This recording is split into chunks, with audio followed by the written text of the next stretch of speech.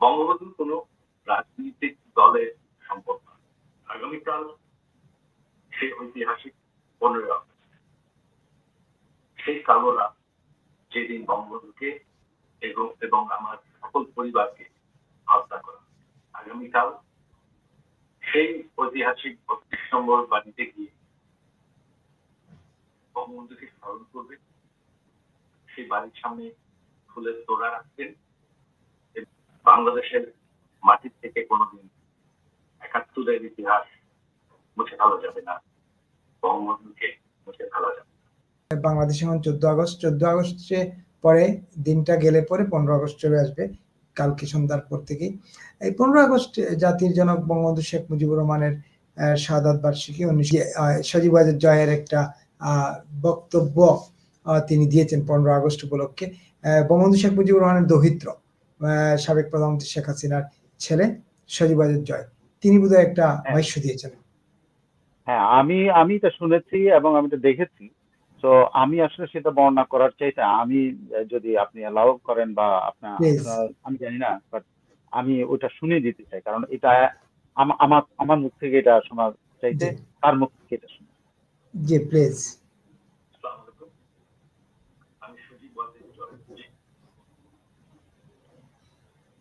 ঠিক আছে। প্রথমে আমার আপনাদের প্রতি কিছু প্রশ্ন আছে। আজকে কি আপনারা ভালো আছেন? আজকে কি আপনারা বাংলাদেশে নিরাপদ আছেন? আজকে কি স্বাধীন আছেন? আজকে কি এই অবৈধ সরকারের বিরুদ্ধে আপনারা মুখ খুলে কথা বলার সাহস পান? আজকে কি বাংলাদেশের পক্ষে, বাংলাদেশের স্বাধীনতার পক্ষে আপনারা মুখ খুলে কথা বলার সুযোগ পান, নাকি গ্রেফতার হন? গত 1 বছর ধরে এই অবৈধ অনির্বাচিত রাজাকারদের সরকার বৈধভাবে ক্ষমতা দখল করে আছে।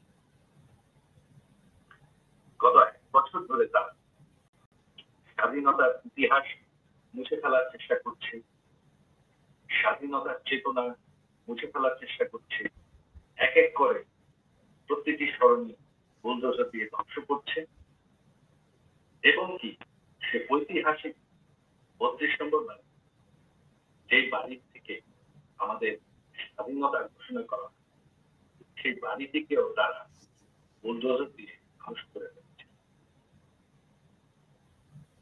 আর এই জামাতি রাজাকার দাবি করছে যে আমাদের সংবিধান বদলাতে হবে। যেই রাজাকাররা আমাদের দেশে 30 লক্ষ মানুষ হত্যা করেছে, 2 লক্ষ নারী নির্যাতন করেছে, আজকে তারা বাংলাদেশকে ফেরত পাকিস্তান বানাচ্ছে। আপনারা কি সেটা চান? আগামীকাল সেই ঐতিহাসিক 15 আগস্ট, সেই কালো রাত, যেদিন বঙ্গবন্ধুকে এবং আমার সকল পরিবারকে হত্যা করা। বঙ্গবন্ধু কোনো রাজনৈতিক দলের সম্পদ নয়। সকল বাঙালির কাছে আমার আহ্বান যে আপনারা যদি স্বাধীনতার চেতনায় বিশ্বাস করেন, আগামীকাল সেই ঐতিহাসিক 32 নম্বর বাড়িতে গিয়ে বঙ্গবন্ধুকে স্মরণ করবেন, সেই বাড়ির সামনে ফুলের তোড়া রাখবেন এবং মোমবাতি জ্বালাবেন।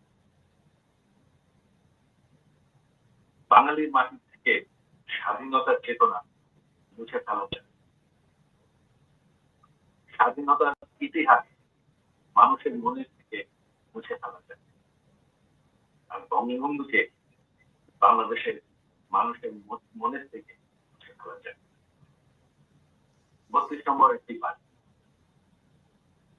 বাড়িটি আর নেই, তবে সেই 32 নম্বর ধানমন্ডি ঠিকানাটি এখনো আছে, সেই মাটিটি এখনো আছে।